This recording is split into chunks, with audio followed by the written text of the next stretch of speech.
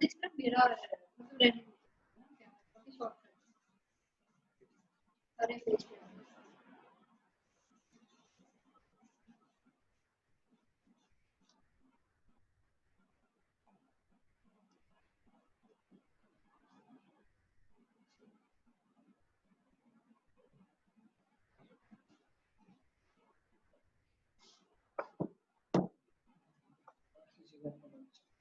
Mic check करना. Hello students. So today's topic is rheumatic fever and rheumatic heart disease. You have already done, but today we will just revise it. One important thing कि आप लोगों का जो first जो stand up का test हो रहा था वो आप लोगों का उसमें ऑलरेडी जो थे वो सीवीएस और ब्लड का यूनिट था, लेकिन अब इसमें रेस्पिरेटरी सिस्टम भी इंक्लूड हो गया है. ओके, तो बी प्रिपेयर. जब आप लोग आओगे फर्स्ट, उसके बाद देन आपका टेस्ट होगा. अभी डेट आपको बता दी जाएगी.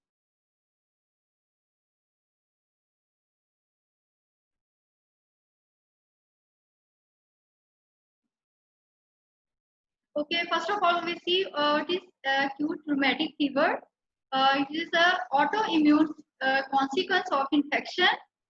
That is pharyngeal infection, not the skin infection, with group A beta hemolytic streptococci infection.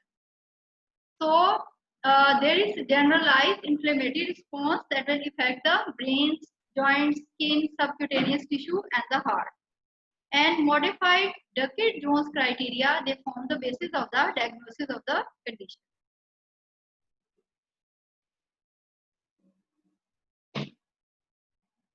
So what is the acute rheumatic fever? What is the supporting evidences? In supporting evidences, there's about 66% of the patients with an acute episode of rheumatic fever. They have a history of an upper respiratory tract infection several weeks before the onset of this, and the peak age is 6 to 15 years, and seasonal incidence of acute rheumatic fever is closely parallel to those of group A beta hemolytic streptococci infection. So what are the features that are suggestive of group A beta hemolytic streptococci infections? In patients, they have a 5 to 15 years of age, and the presentation in winter or in early spring, and they can be headache, fever, and sudden onset of sore throat, nausea, vomiting, and abdominal pain, and pain with the swelling system. So there will be beefy swollen red uvula and soft pelvic petechiae. These will be also seen on the soft palate, and these petechiae, these what we call it donut lesions. Okay, and there will be tender and large anterior cervical node, and there will be tonsillopharyngeal erythema and exudates. So this is a picture of acute rheumatic fever. As you can see, there is a redness and swelling of throat and tonsils, and there is a beefy swollen red uvula, soft palate, and you can also see some petechiae on the soft palate. And these soft petechiae, these are called donut lesions. Okay, and there can also be some tonsillopharyngeal erythema and exudates. So there is sore throat, fever, white draining patches on the throat, and there will be swollen, and there will be also tender lymph node glands in the neck. You can also palpate.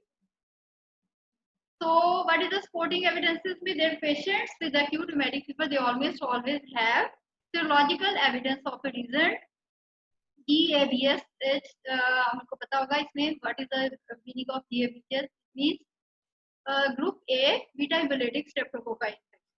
And so their antibody titers, they are usually considerably higher than those in patients with the GABHS infections without acute rheumatic fever.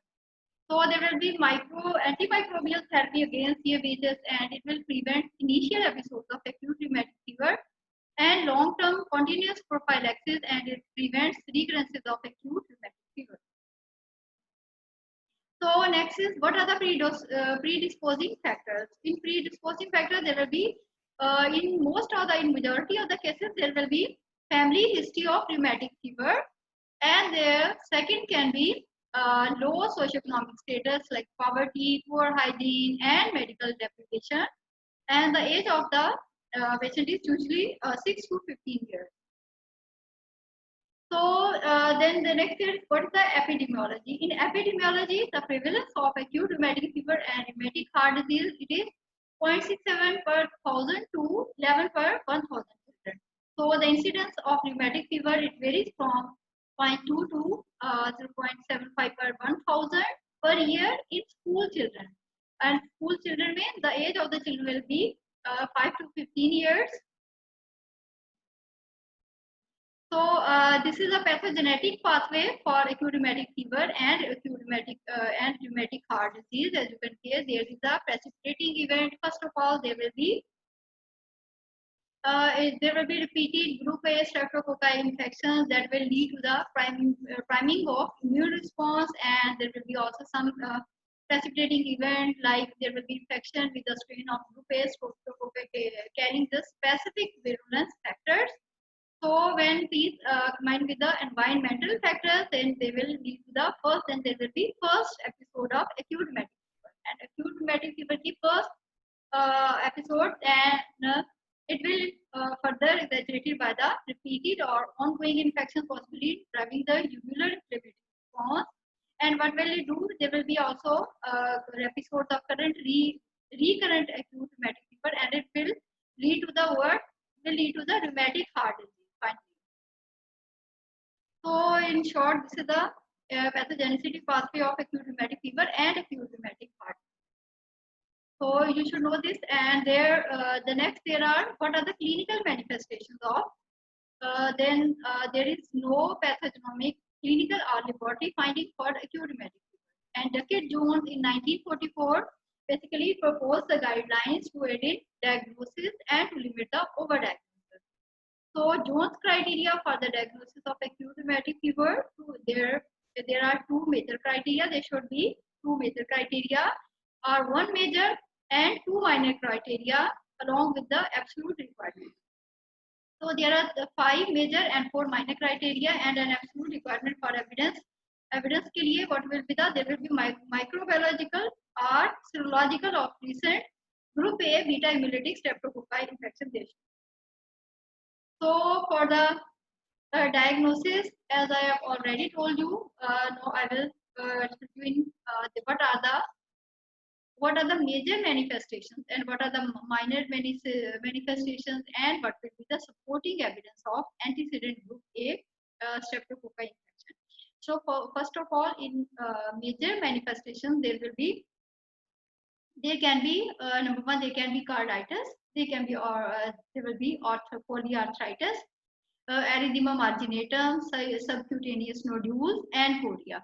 And in minor manifestations, there will be clinical features like arthralgia fever and laboratory features. In laboratory features, you will see the elevated acute phase reactants, and there will be ESR will be raised, and C-reactive proteins will be also found, and there will be also prolonged PAR interval. So what is the supporting evidence of antecedent group A streptococci? What will be the supporting? There will be elevated or increasing streptococcal antibody titer. Okay, remember there will be elevated streptococci antibody titer, and there will be second thing. There will be a history of less than 45 days. It will show the positive throat culture or rapid streptococcal antigen test or streptococcal sore throat or scarlet fever.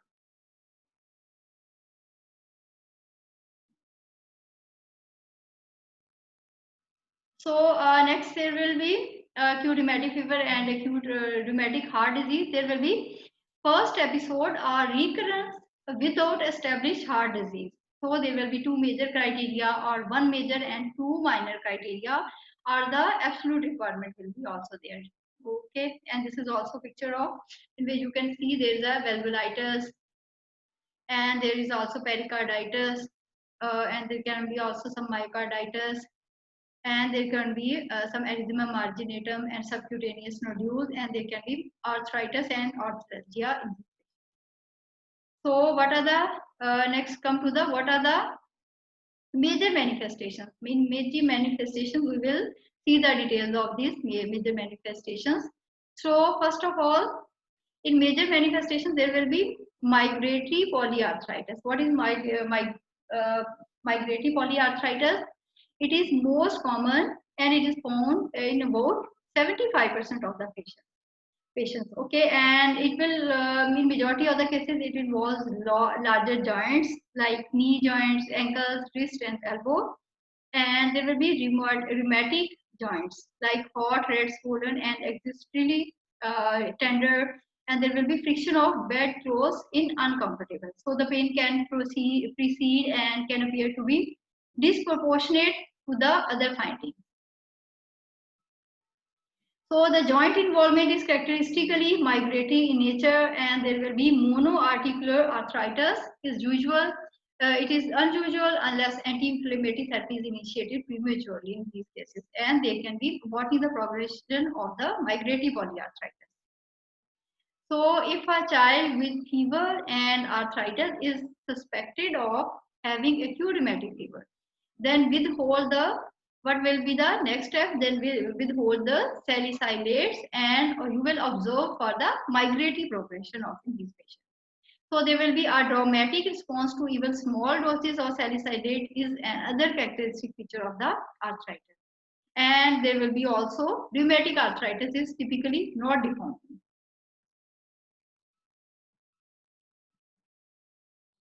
So next major manifestation, there is a carditis. Carditis may there will be carditis and chronic rheumatic heart disease, and most serious manifestations of acute rheumatic fever. Okay, remember carditis. This is the most serious manifestations of acute rheumatic fever. So it will account for essentially all of the associated morbidity and mortality in these patients, and it occurs in about 50% of patients. And rheumatic carditis, in rheumatic carditis, there can be pericarditis with active inflammation of myocardium, pericardium, and it can also involve the endocardium. So there is acute rheumatic arthritis. In acute rheumatic arthritis, you will see there will be tachycardia out of proportion to fever and cardiac murmurs, and they will be with or without the evidence of myocardial or pericardial involvement in these patients. So it consists of basically either isolated mitral valve valvular disease or combined aortic and mitral valvular disease. So valvular insufficiency, there will be characteristics of both acute and convalescent stages of acute rheumatic fever, and after valvular insufficiency, there can be some mitral regurgitation. So in mitral regurgitation, there will be a high-pitched apical hollow systolic murmur radiating to the axilla. And in patients with a significant mitral regurgitation associated with an apical mid-diastolic murmur of relative mitral stenosis, there will be also some aortic insufficiency. It will be a high-pitched decrescendo diastolic murmur at the upper left spiral border will be present. So in valvular stenosis, it appears several years or even decades after the acute illness. But however, in developing countries where acute rheumatic fever often occurs at an earlier age, there will be mitral stenosis, and aortic stenosis. It will be or it can also develop in young children. So there will be moderate to severe rheumatic carditis. There will be cardiomegaly and congestive heart failure with hepatomegaly and peripheral and pulmonary edema. And there will be myocarditis and pericarditis without the evidence of any endocarditis. And it is rarely due to rheumatic heart disease. So on the echocardiography findings, what will be the echocardiographic findings in the patient? There will be pericardial effusion, and there can be decreased ventricular contractility and aortic or mitral regurgitation. So the major consequence of acute rheumatic arthritis is chronic progressive valvular disease. So this is on. You can see there's a this picture taken at the level of during an episode of acute rheumatic fever, and there will be some valve changes can be minor, and they are still able to regress. So after recurrent episodes of acute rheumatic fever, there will be Also thickening of subvalvular apparatus. There will be caudal thickening, and there can also be shortening, and it can also progression to the permanent valve damage in this patient. So the next major manifestation is that is chorea.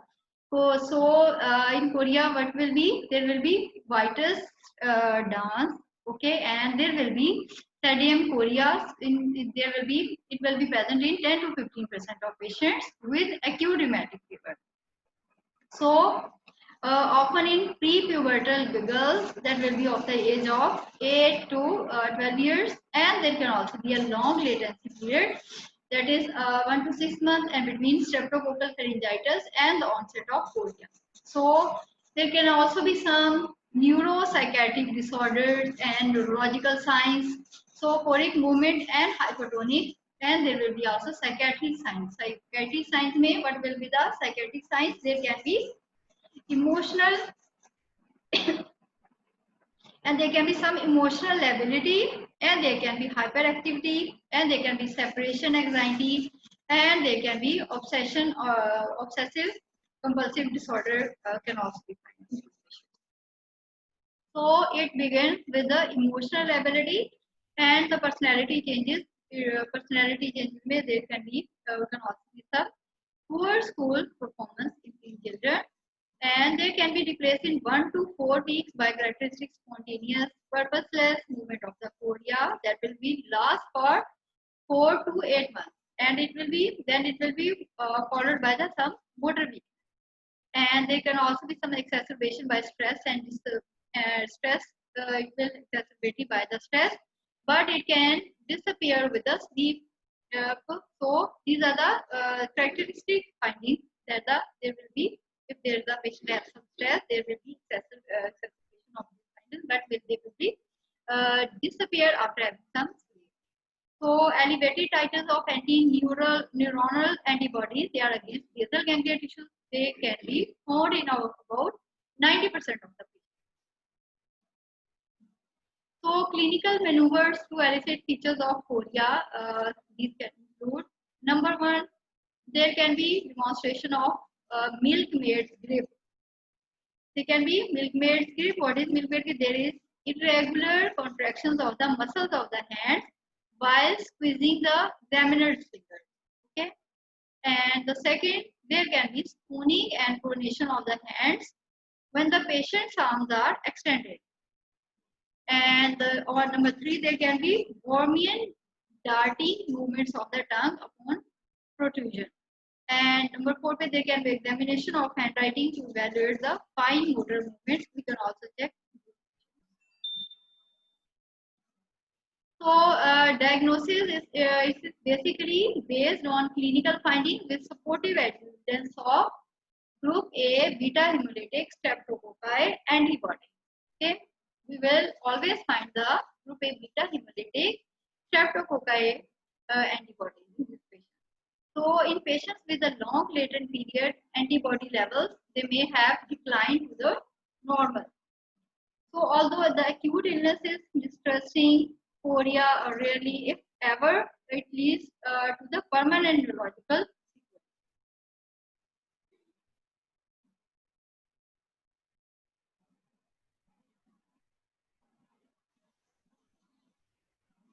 Okay, the next there is major manifestation. There is a erythema marginatum. What is erythema marginatum? Basically, it will be found in less than 3% of patients. So this is rare, and it will be can be found in less than 3% of patients with the acute rheumatic fever. But characteristic rash of acute rheumatic fever, it can be found in this patient.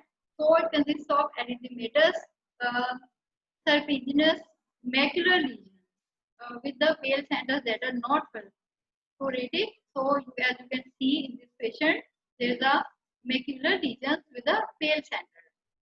Okay, and it occurs primarily on the trunk and extremities, but it will be not on the face of the patient, and it can be accentuated by burning the skin.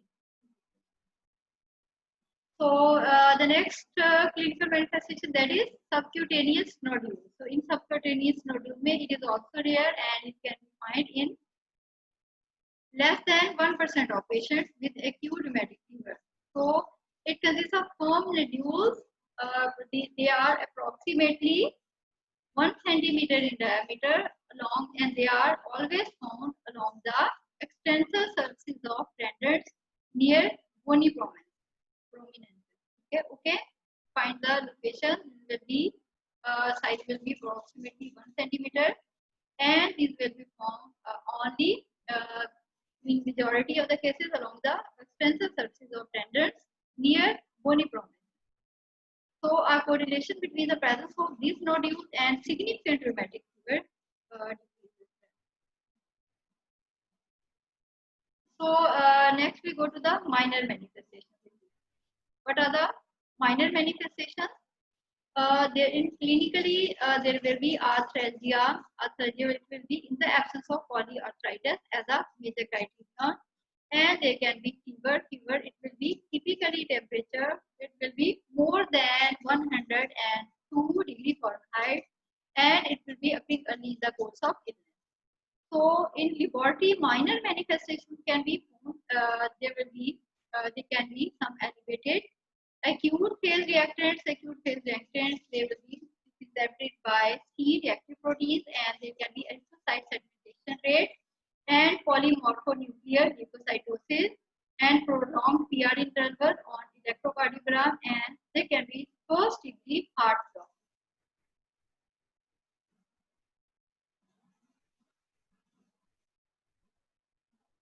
So, what is the essential criteria? In essential criteria, basically, there is an absolute requirement for the diagnosis of acute rheumatism. So, it is supporting evidence of a recent group A beta hemolytic streptococci infection. So, there will be hallmarks of gas, sore throat, group A streptococci sore throat. Okay, in it, there can be some high fever, and there can be tender anterior cervical lymph nodes, and there will be close contact with the infected person. There will be history of always close contact with the infected person. And the other signs, there can be strawberry tongue, fatigue on the palate, and there can be exfoliating layers like crusted-like lesions in infants, and there can also be some abdominal pain, and tonsillar exudates can also be found in older children. So, we will see what is the gold standard test for the. It will be always it will be positive sore throat culture. So, acute rheumatic fever typically develops 2 to 4 weeks after an acute episode of group A beta hemolytic streptococci pharyngitis, at a time when clinical findings of pharyngitis, they are no longer present, and only 10 to 20% of the sore throat culture or rapid streptococcal antigen test, it will be always positive in this patient when we do the sore throat culture in this patient. So, therefore, evidence of an antecedent group A beta hemolytic streptococci infection is usually based on elevated or increasing serum anti-streptococcal antibodies.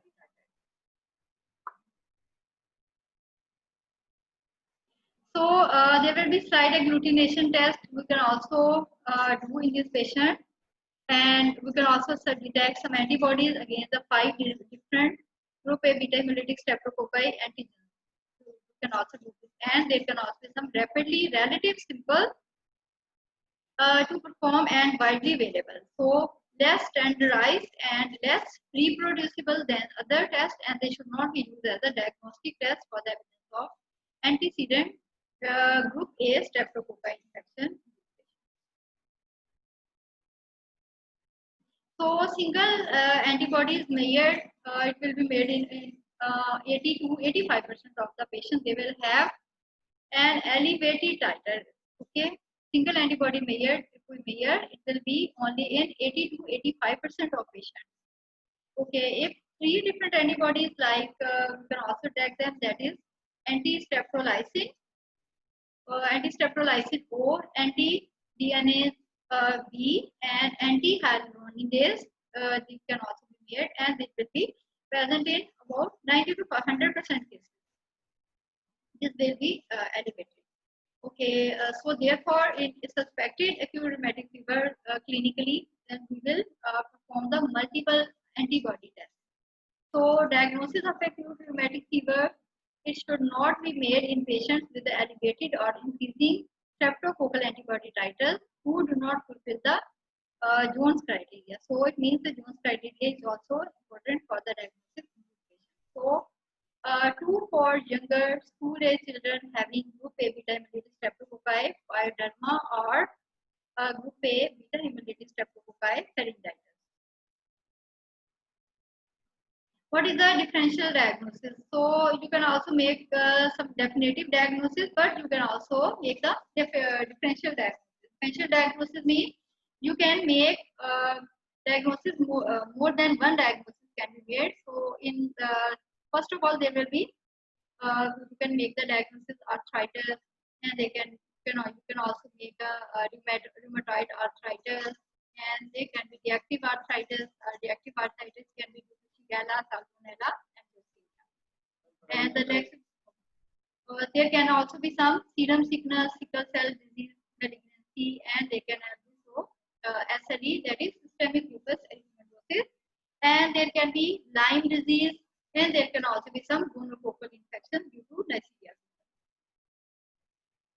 So, in differential diagnosis, there can also be some carditis. You can also make the diagnosis of carditis, viral myocarditis, viral pericarditis, infective endocarditis, Kawasaki disease, congenital heart disease. Then there can be some mitral valve prolapse, and there can also be some Korea का भी बना सकते हैं, Huntington, Korea, Wilson disease, SLE से हैं, cerebral palsy या hyperactive. So patients with infective endocarditis, they will be present with both joints and cardiac manifestations, and these patients can usually be distinguished from patients with a acute rheumatic fever by blood culture. We will differentiate them by blood culture and the presence of associative findings like hematuria, splenomegaly, and splinter hemorrhage. So, what is the treatment in these patients? So, the first treatment that you will advise, to these patients, that will be bed rest, and the second there can be antibiotic. Antibiotic therapy may it will be 10 days of orally administration. Orally, you can give them penicillin or erythromycin, or a single intramuscular injection can also be given of benzathine penicillin to eradicate the group A beta hemolytic streptococcus from the upper respiratory. So afterwards, the patient should be started on long-term antibiotic prophylaxis. And the third treatment, then we can also use some anti-inflammatory therapy. Anti-inflammatory therapy agents will be there like salicylates, corticosteroids would be withheld if arthralgia or atypical arthritis is the only clinical manifestation. So, and there can be acetaminophen can also be used in this patient, and the patient with typical migraine polyarthritis and with the carditis without cardiomegaly and congestive heart failure, the treatment with the oral salicylate will be given, and your इसकी dose होगी, it will be given for 3 to 5 days and followed by the next 75 mg per kg per day in 4 divided doses per oral for it will be given for 4 to 8 days.